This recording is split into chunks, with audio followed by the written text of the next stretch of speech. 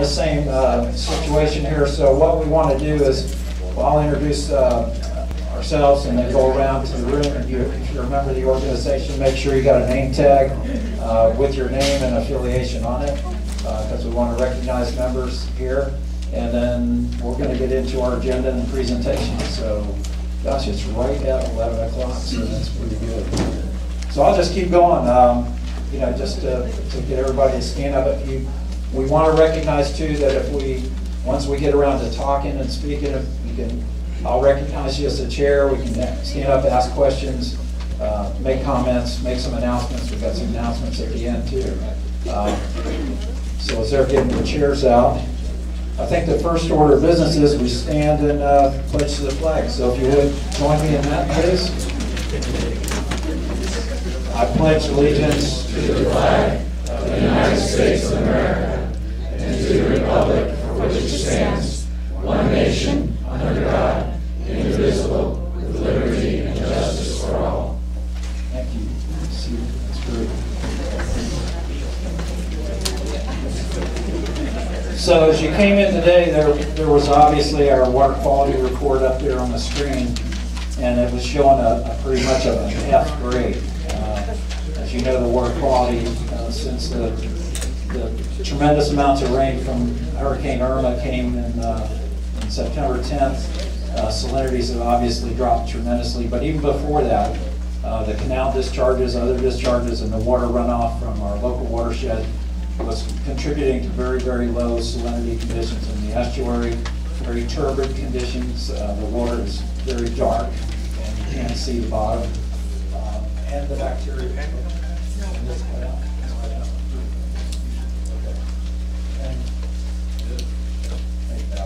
So, and the bacterial conditions that you've seen have really gone up and spiked. So you need to be very cautious and careful and let people know around their watershed that it's pretty critical that they understand the water conditions before they go in the water or have contact with the water. So there are no harmful algal blooms at this point in time, so we're going to keep an eye on those kind of things. And obviously, as the lake began to rise from 13.5 feet before the storm is up to over 16 feet now, they're discharging quite a bit both east and west of the Cruzatch. So we're getting about 3,000 cubic feet a second. They're getting about 5,800 over on the west coast. Together, that's probably pushing us 6 billion gallons a day. So what is going out is a lot less than what's coming in from the north. Kissimmee, if you looked at some of the slides earlier, the Kissimmee Valley is full and is draining down. And so all that watershed, 2 million acres of watershed from north of the lake is draining into the lake. And we're having a tremendous kind of inflow to the lake, probably about 16 billion gallons a day.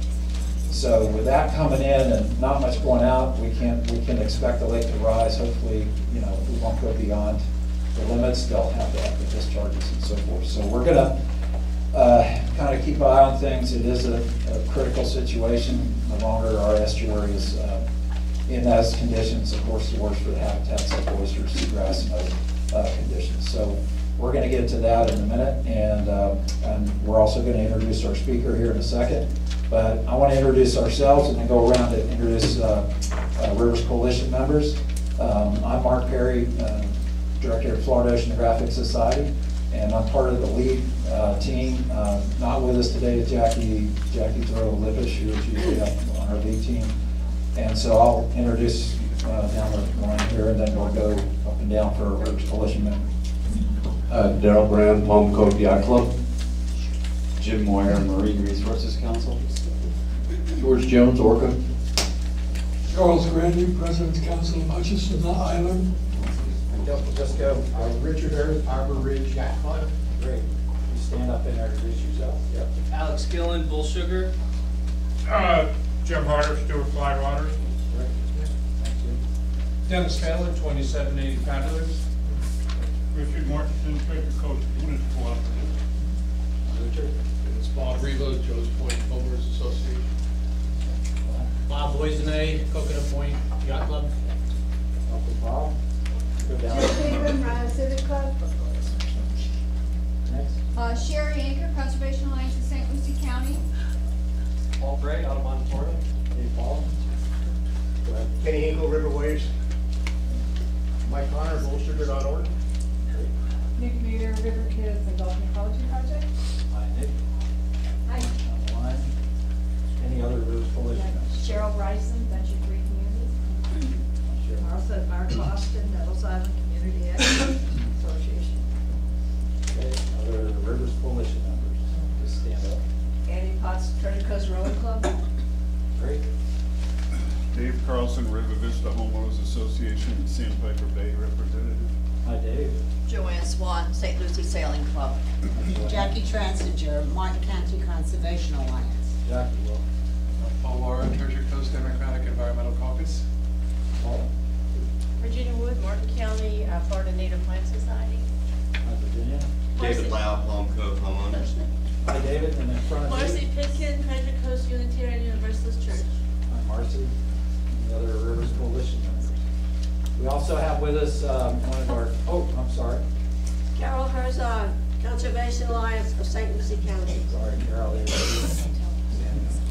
Thank you. Also, Becky Bruner as a city commissioner. Do we have any other city commissioners? Stand up, Becky. Thank you for letting us I think we also have John Haddix from Brian Mast's office. John, are you here? Becky is John in the back. Thank you. Are there any other representatives or commissioners that I have missed? Thank you. All right, so we're glad to be here today. A lot of things going on. There's current action items, which is on the agenda. If you haven't got one on this agenda, we're going to try to follow that. SB10 and Lake Okeechobee levels, we talked about a bit. Daryl, you have some new member applications to bring up? Cheryl Bryson, with Venture 3 Corporation and Homeowners Association, correct? Do you want to explain about your organization and your desire to become a member of Rivers Coalition? Sure, thank you.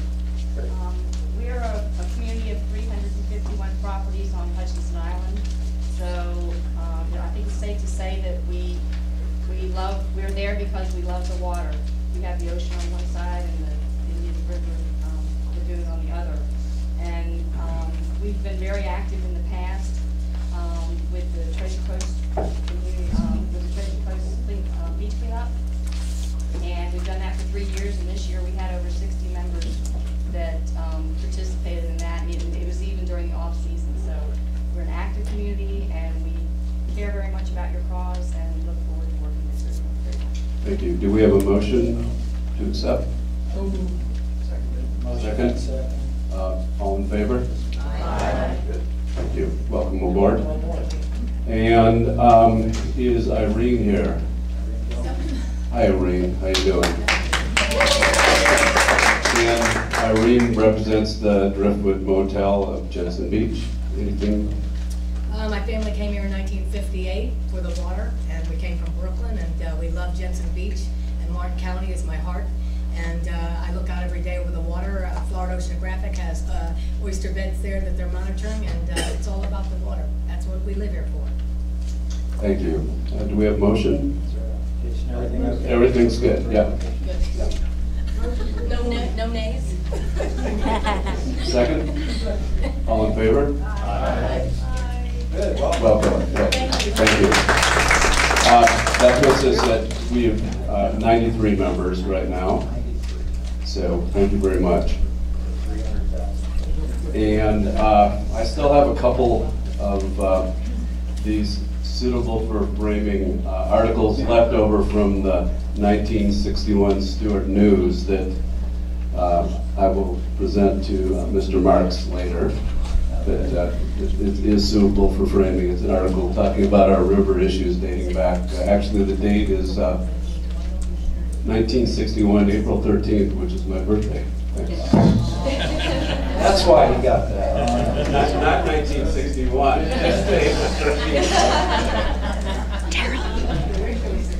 Okay, well. Daryl. Daryl.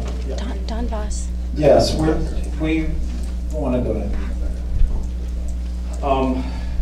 We had a member of our organization, Don Voss, pass away a couple of years ago. Actually, I think the night Irma blew through. So if we can have a moment of silence for Don, and he was involved with Marine Cleanup Initiative, which was very, very involved in cleaning up. I believe he started up at the inlets. Is Nyla here? Yes. Yeah. 750,000 tons of debris removed over the years along the Indian River Lagoon from Sebastian all the way down to Jupiter Inlet with Marine Cleanup Initiative Inc. He had 600 divers, volunteer divers, and he has been cleaning our lagoon since he moved to Fort Pierce in 1998. So. Thank you. Can we have a moment of silence, please?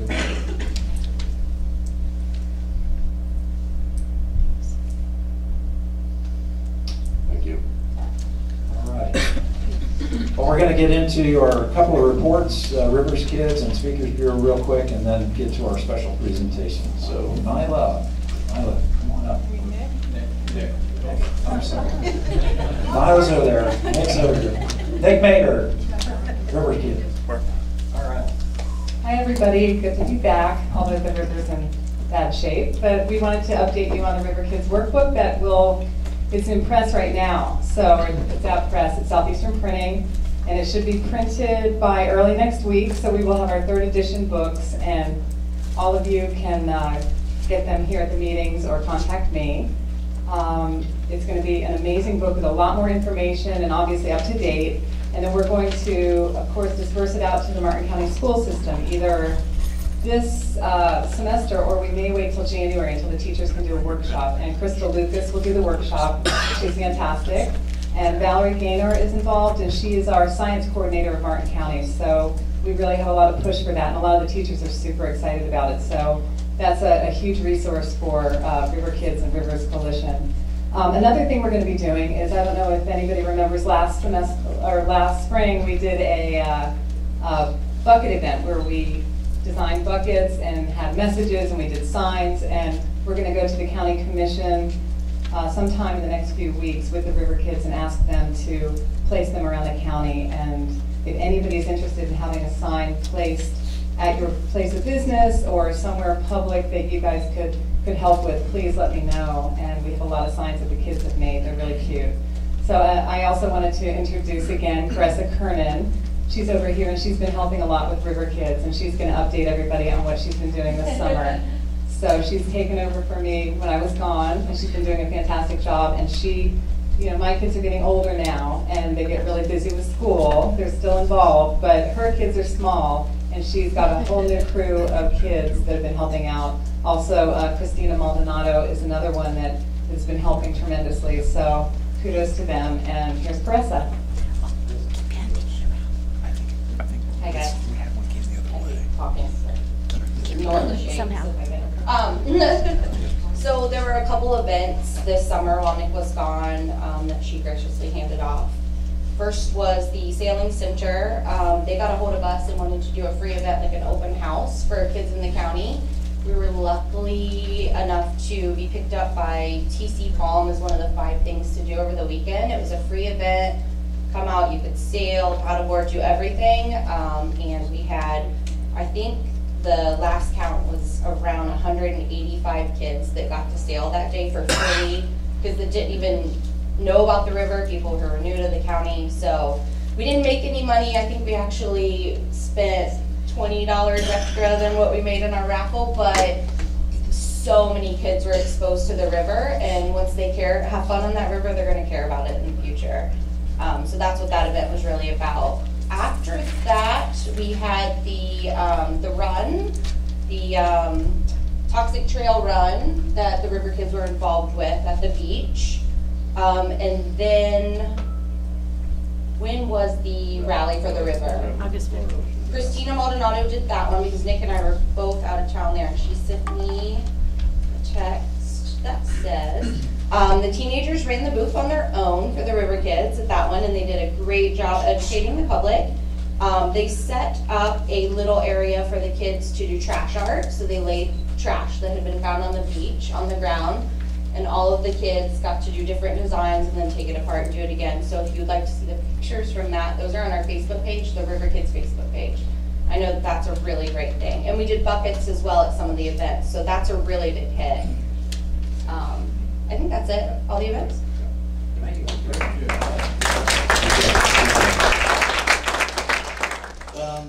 Todd Weissing for special presentations. Is Todd here? I don't see Todd. Jim? Fort Pierce Yacht Club. Jim? Here. You were at Fort Pierce Yacht Club? I'm giving a presentation at the Fort Pierce Yacht Club this last week, and they presented the Rivers Coalition with a check. I don't have the check. Barbara had the check. It's in the bank. It's in Las Vegas. It's in the bank. All right, thank you. I know that Todd Weissing is organizing any speaker, so if you need a speaker at your organization about river or river topics, there's a lot of great resources we have within our membership, and so any one of the members could be available, hopefully, to come to your organization. Okay, so I want to introduce Ernie Marks. Ernie is started with the district back in March of 16, I believe, right? And he was with also with FWC, Florida Fish and Wildlife Commission, and also the Department of Environmental Protection for several years. And he's also a resident here in Palm City. So Ernie is well versed in all the water dynamics of what's going on, and we're excited to have him come to our event today to be able to give us some updates from the Water Management District perspective of what's going on in projects and programs that are happening. So please help me welcome Ernie Marks.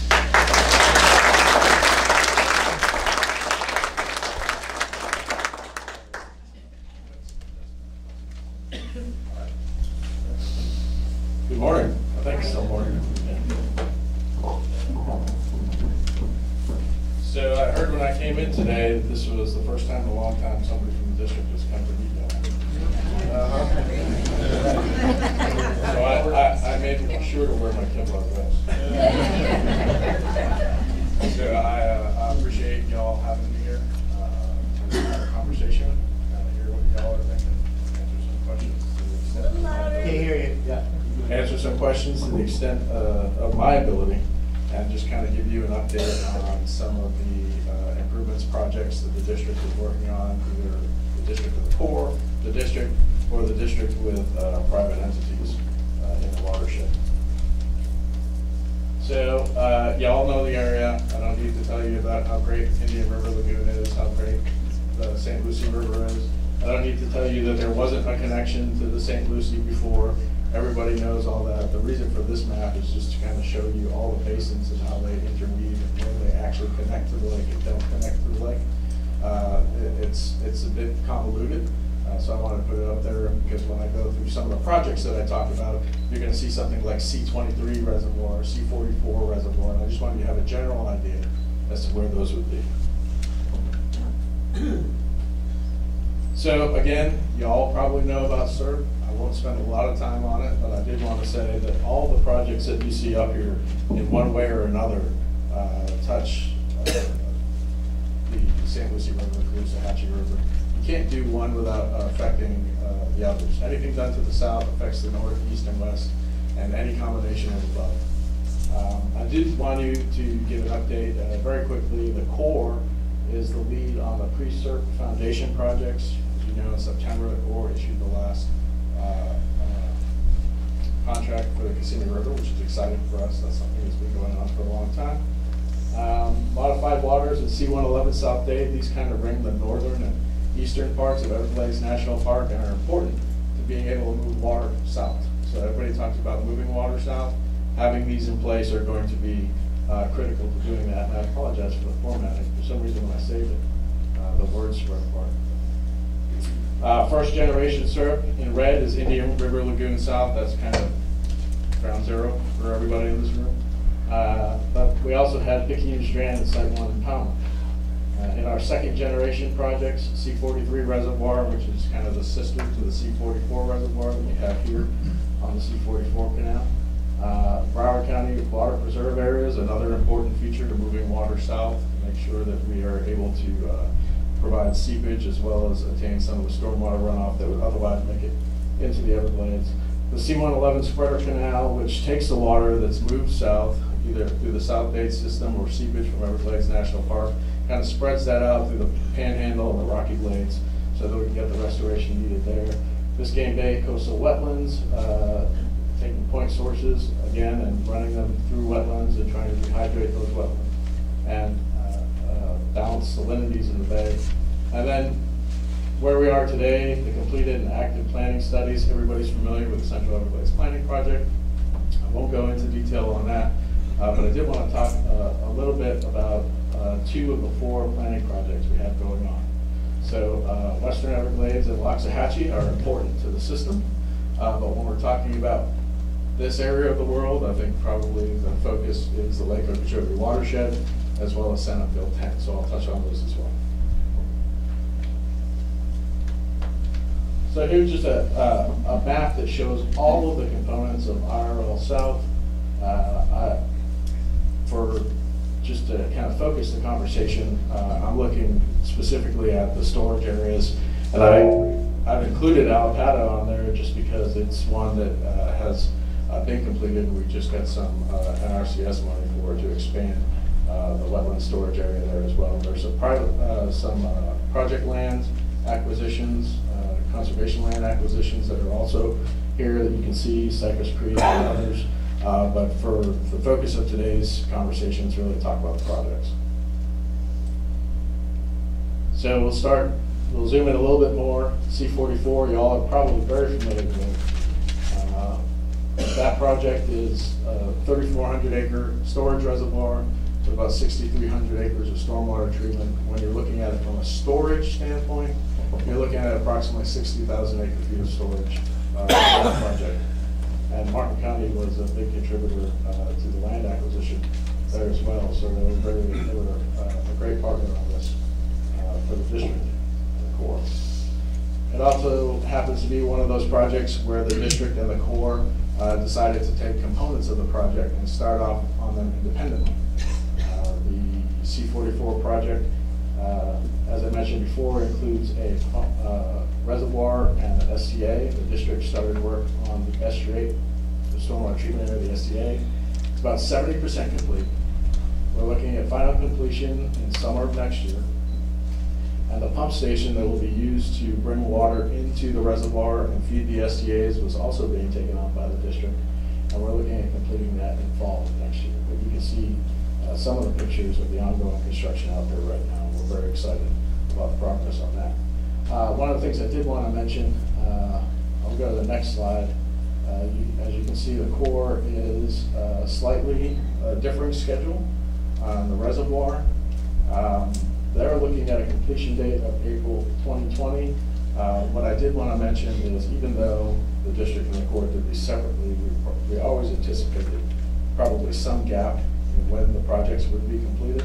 So the district has, as part of its plan, to make sure that we have temporary pumps in place so that we can bring water in from the intake canal into the stormwater treatment areas to grow the vegetation in that we need for treatment, as well as get some storage, even though it's small compared to the reservoir, every bit counts. Could you speak a little louder, please, Mr. Marks? Sure. Thank you. No, I think I need to get closer. Trying to raise that mic up here.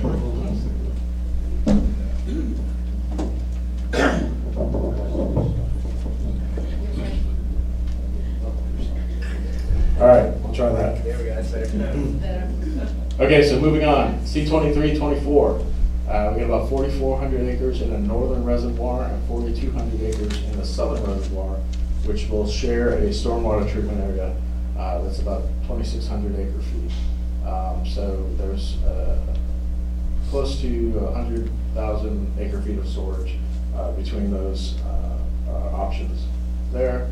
And again, that one has an additional water quality component and stormwater treatment area at 2,500 acres. We typically try to run that at 1.5 feet so that we can get optimum cleaning of the water. So you're looking at about 4,000 acre feet of storage associated with that. The C25 reservoir, another component of IRL South, is a 741 acre above ground reservoir. With a 163 acre SCA. You can see that one kind of straddles the boundary of St. Lucie County and the boundary of the St. John's Water Management District and our district. The reservoir will capture runoff and will also treat runoff similar to the C23, 24, and C44 project.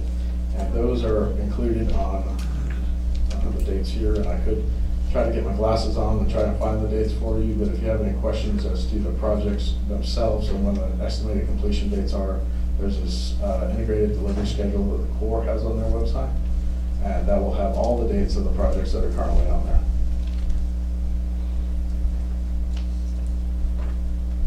So that's the partnership between the district and the Corps. Back in 2007, when the Northern Everglades and Estuaries Protection Plan was put in place, there was a concept of public-private partnerships that was identified as part of that legislation. The district took that to heart. We started doing some dispersed water management projects, and I'll show a map later on with some of those. We call them payment for environmental services. But we've been doing those for a number of years.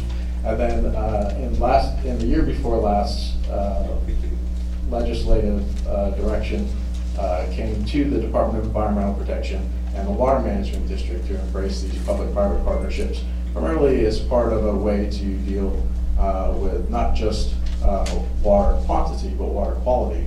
As you know or may know, the Department of Environmental Protection has what they call a Basin Management Action Plan. They have one for each of the estuaries. They have one for the Northern Everglades as well. And this was an attempt to try and take advantage of legislative funds to do some storage and water quality treatment at the same time, working in conjunction with private landowners. As part of that, there were 6 Northern Everglades public-private partnerships that were identified. And you can see 3 on the map right there in the red circles. I have those identified only because they're local. That's not to say that the other 2, like Brighton Valley and Latinaxie, won't have a positive benefit on the river. They will. You can hold water in the northern watershed before it makes it to the lake. Any storage you can get to the north is important. But those were the ones that are local and on the ground here, so I wanted to highlight those for everybody. When you look at Calkins Water Farm, it's actually quite fortunate timing. Calkins is having a ribbon cutting ceremony next week, which is exciting for us. It's the first public-private partnership out the door where they've done the construction that will actually commence operation. That was an estimated construction cost of about $5 million. The Calkins site is a very unique site, whereas we've got about 3,200 acres, but due to the substrate and the geology, it acts kind of like a colander with only holes on the bottom. So instead of water coming back to the C44 or back to adjacent landowners on their property, over 90% of the water from the investigations that we've done goes straight down to the aquifer. So it allows us potential for 60,000 acre feet of soil on that small site, which is really exciting for us. Bluefield Grove, another one of the public-private partnerships.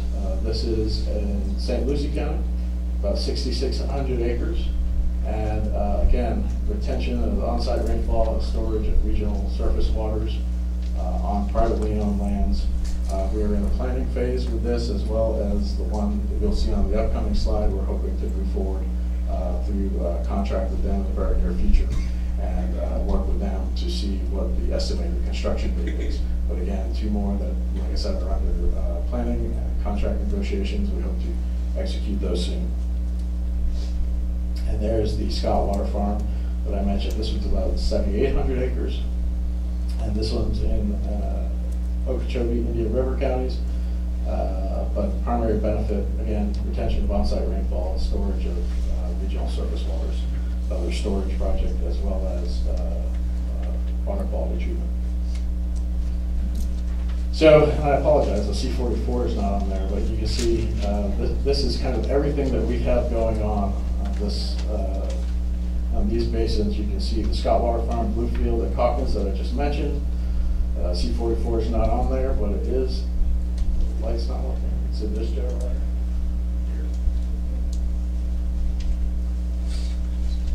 here. As well as those original 2007 endorsements by the legislature resulted in Volcanic Ranch, Adams Ranch, Deloney Ranch, Evans Properties, Spur Landing Cattle. Those are all dispersed water management projects as well. So I talked about the two planning projects I wanted to mention. One in particular, the Lake Okeechobee Watershed Restoration Project. This is just a map of the study area, about 950,000 acres, so it's a rather large area. The district did undertake the Northern Everglades or Lake Okeechobee Watershed Study once before. We found that the expanse of the watershed and all of the projects that were identified, it just became unwieldy. There wasn't sufficient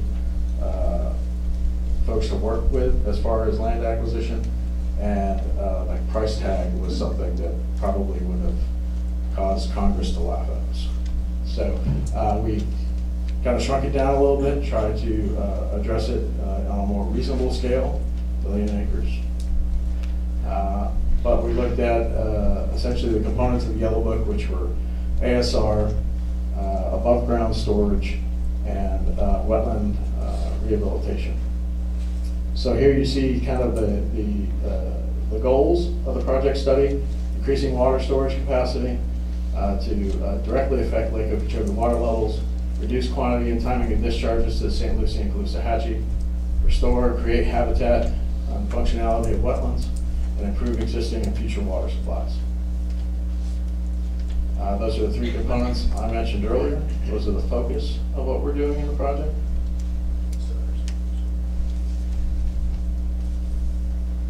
This is kind of the tenets that we're focused on right now. Maximizing the benefits of all of the project SERP efforts. So when we talk about storage east, west, north, south, they all have to work together in some form or fashion.